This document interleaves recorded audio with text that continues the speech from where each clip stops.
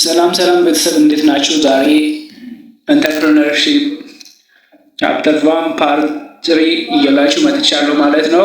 አዳዲስ የሆናችሁ ቤቱን ሳብስክራይብ በማድረግ ቪዲዮን ኢንጆይ አድርጉ።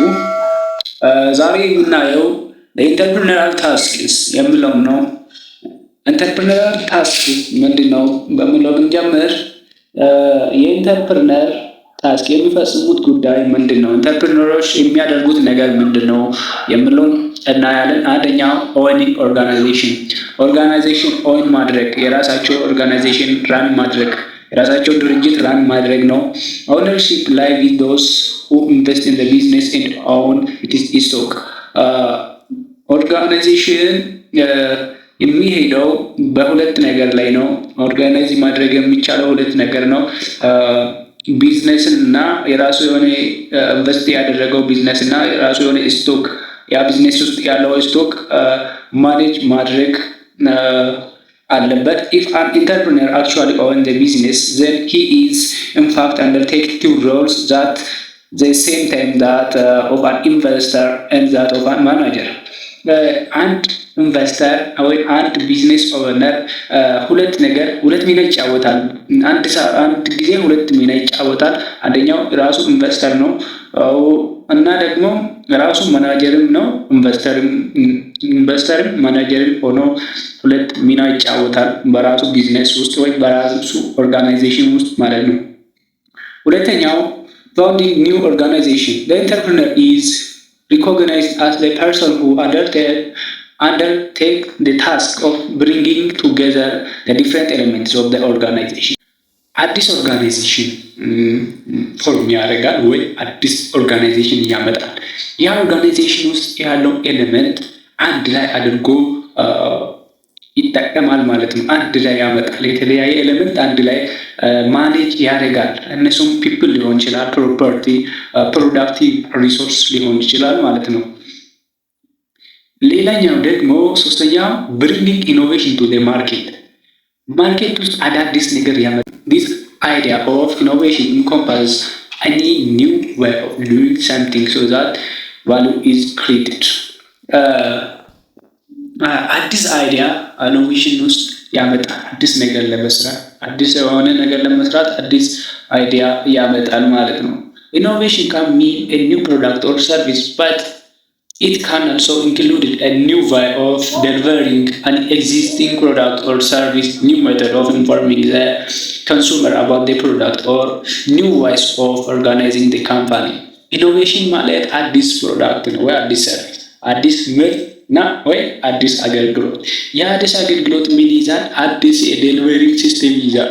ያ አዲስ ሰርቪስ እንችለው ማለት ኢኖቬሽን ማለት አዲስ ነገር ነው። በአዲስ መንገድ ዴሊቨሪ ማድረግ የምንችል እና በአዲስ ሜተድ የምንጠቀም ነው ማለት ነው ኢኖቬሽን ማለት። አራተኛው አይደንቲፊኬሽን ኦፍ ማርኬት ኦፖርቹኒቲ። አራተኛው ታስክ የኢንተርፕረነር ታስክ አራተኛው አይደንቲፊኬሽን ኦፍ ማርኬት ኦፖርቹኒቲ። ማርኬት ውስጥ ያለው ኦፖርቹኒቲ አለፍልፎ ማውጣት ወይም መፈለግ። አንድ ኦፖርቹኒቲ ኢን ዘ ጋፕ ኢን ዘ ማርኬት where the potential exists to do something better and create value። ኦፖርቹኒቲ ማለት አይደንቲፊኬሽን ኦፍ ማርኬት ኦፖርቹኒቲ ማለት ማርኬት ውስጥ ያለውን ጋፕ ክፍተት፣ ማርኬት ውስጥ የተፈጠረውን ክፍተት ያንን ፈልጎ መጠቀም ነው ማለት ነው። በተር ወይ ወደ አዲስ ጥቅም መቀየር ማለት ነው። ኒው ኦፖርቹኒቲ ኤግዚስት ኦል ዘ ታይም ባት they do not necessarily present themselves። ሁሌ አዲስ ኦፖርቹኒቲ ይኖራል። ሁሉ ጊዜ አዲስ ኦፖርቹኒቲ ይኖራል፣ ግን ግልጽ ሆኖ አይታይም። ያኛውን ኢንተርፕረነሮች አለፍልፎ ያወጣሉ፣ ፈልገው ያወጣሉ፣ አይዴንቲፋይ ያደርጋሉ። አራተኛ ታስክ ይሄ ነው። አምስተኛው አፕሊኬሽን ኦፍ expertise. They have a special ability in deciding how to allocate scarce resources in situation where information is limited. Information limited በሆነበት ሁኔታ ላይ scarce resource እንዴት allocate ማድረግ እንደሚችሉ allocate ማድረግ እንዳለባቸው ያውቃሉ። ስፔሻል የሆነ እውቀት አላቸው፣ ስፔሻል የሆነ ችሎታ አላቸው ማለት ነው። አፕሊኬሽን ኦፍ ኤክስፐርታይዝ የምንለው ይሄን ነው። ፕሮቪዥን ኦፍ ሊደርሺፕ entrepreneurs can rarely drive their innovation to market on their own. They need the support of other people, both from their organization and from people outside. Entrepreneurs leadership provision of leadership የምንላቸው የራሳቸው የሆነ አዲስ ነገር ኢኖቬት ካደረጉ በራሳቸው ወደ ማርኬት አያወጡም። የሌላ ሰው እርዳታ ይፈልጋሉ።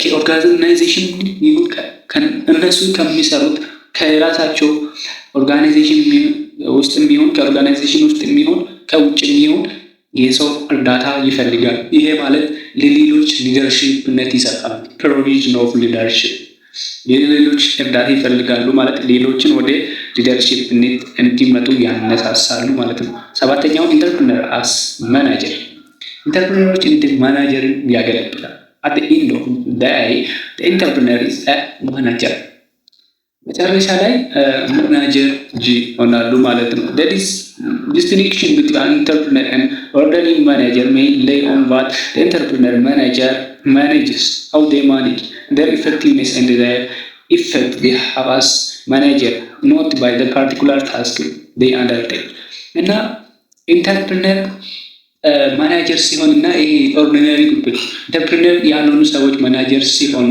ያላቸው ዲፍረንስ ምኑ ላይ ነው? ማኔጅ በማድረግ ችሎታ ላይ ማኔጅ በማድረግ ችሎታ ላይ እና ኢፌክቲቭሊ ማኔጅ በማድረግ ላይ ነው እንጂ ሌላ ኦርዲናሪ ነገር ላይ አይደለም ልዩነታቸው። ኢንተርፕረነሮች ሞር ማኔጅ ማድረግ ይችላሉ፣ የተለያየ ማኔጅመንት ሲስተም ይችላሉ ማለት ነው። ሌላው ዌልዝ ኦፍ ኢንተርፕረነር የምንለውን እናያለን። ቤቱን ሳብስክራይብ ያደርጉ አዳዲሶች።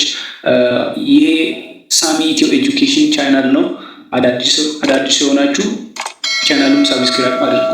እንቀጥላለን። ዌልዝ ኦፍ ኢንተርፕረነር ማለት ነው የኢንተርፕረነር ዌልዝ ወይም የኢንተርፕረነር ሀብት ብልጽግና የምንለው ዌልዝ ማለት ራሱ ምን ማለት እንደሆነ እንዲህ wealth is money and anything that money can buy. wealth ማለት ብር ነው እና በብር መግዛት የምንችል ነገር ሁሉ wealth ነው። ብር መግዛት የሚችለው ነገር ሁሉ wealth ነው እንላለን። እዚህ include money ብር ራሱ ያካትታል፣ እውቀት ያካትታል እና የኢንተርፕረነር አሴት የኢንተርፕረነር ቋሚ ንብረት ያካትታል። ይህ ሁሉ wealth እንላለን። who benefit from the entrepreneur's wealth ከኢንተርፕረነር ዌልዝ ተጠቃሚ የሚሆነው ማን ነው? ተጠቃሚ የሚሆኑት ኢምፕሎይ ናቸው፣ ኢንቨስተርስ ናቸው፣ ሳፕለር፣ ከስተመር፣ ሎካል ኮሚኒቲ፣ ገቨርንመንት ጨምሮ ተጠቃሚ ይሆናሉ ከኢንተርፕረነር ዌልዝ። ኢምፕሎየርስ እዛ ውስጥ በኦርጋናይዜሽናቸው ውስጥ ተቀጥረው የሚሰሩ፣ ኢንቨስተሮች በቢዝነሳቸው ውስጥ ብራቸውን ኢንቨስት የሚያደርጉ ፈሰስ የሚያደርጉ። ሶስተኛው ሳፕላየሮች የወደ አቅርቦት የሚያቀርቡ እና ከስተመርስ ከነሱ ጊፍትስ እና ሰርቪስ የሚያገኙ ደንበኛዎች።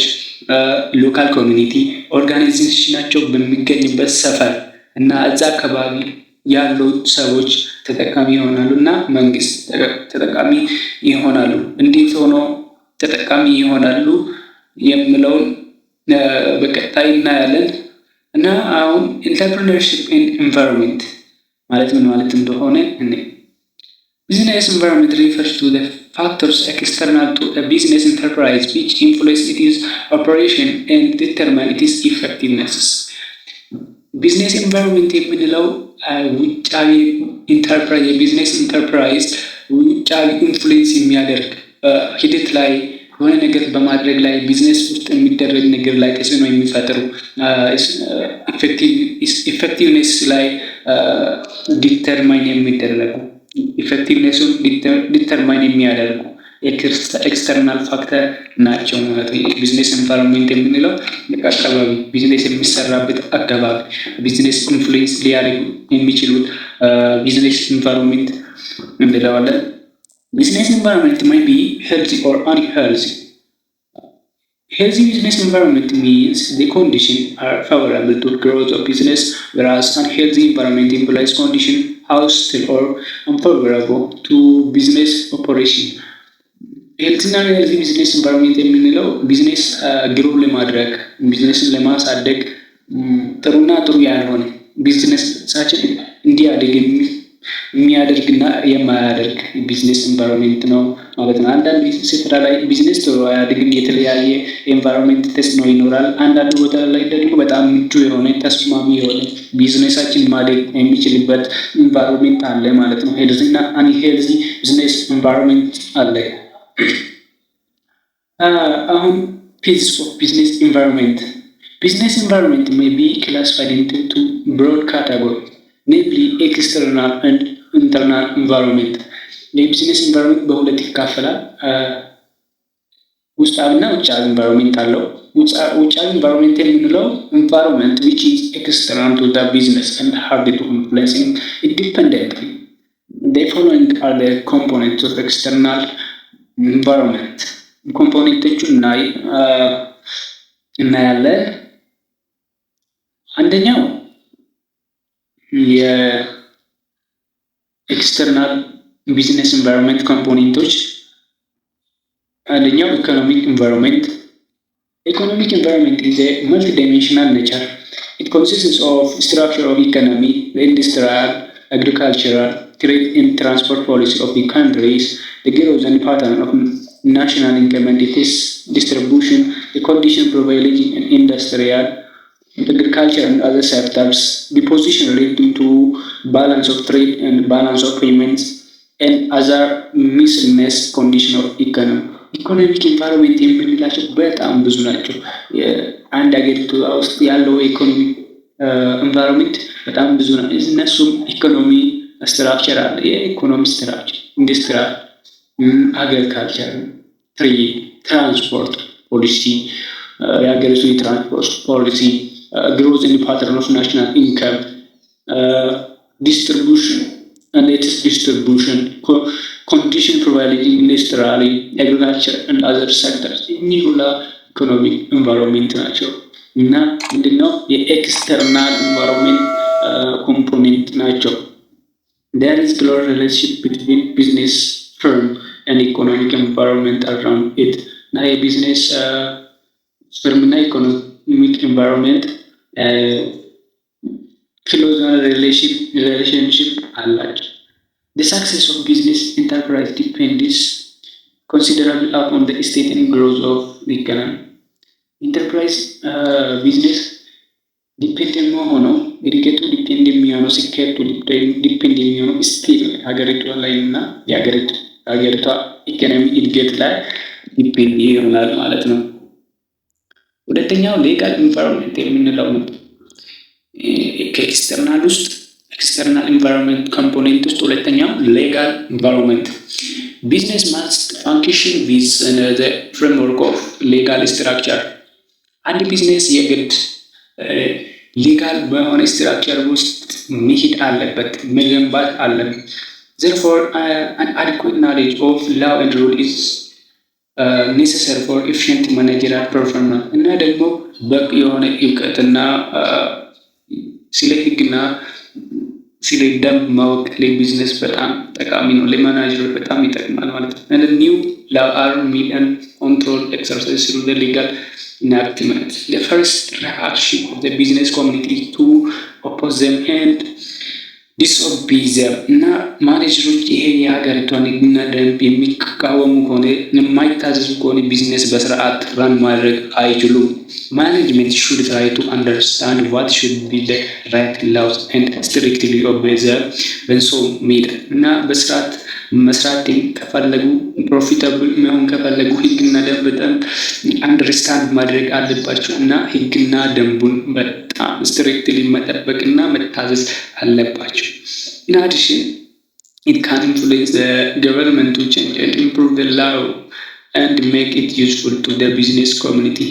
እና በስርዓት ከታዘዙ የገቨርንመንት ፖሊሲ እና ሕግ ኢንፍሉዌንስ ማድረግ ይችላሉ ማለት ነው። ይህ ቢዝነስ ኦርጋናይዜሽኖች For example, advertisement of alcoholic beverage is helped in advertisement including packets of cigarettes carry the stationary warning cigarette smoking is injurious to the health.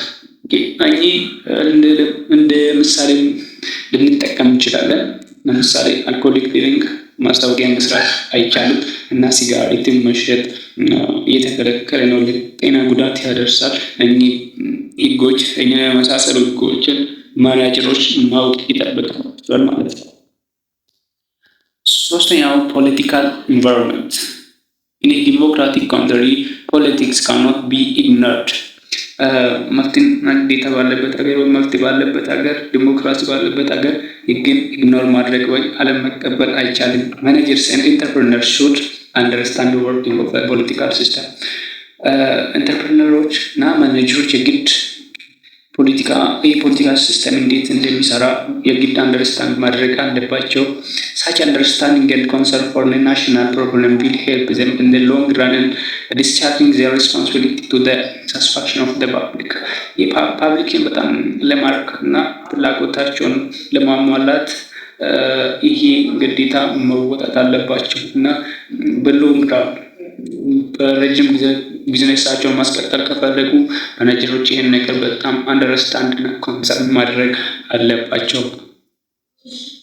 አራተኛው ሶሾ ካልቸራል ኢንቫይሮንመንት It consists of the social and cultural norms of the society in a given period of time. ይሄ ሶሻል እና ማህበረሰብና ስለ ባህል እሴት ወይ ልማድ ያካትታል። The variables that are appraised are values, beliefs, norms, fashion and facts of the particular society.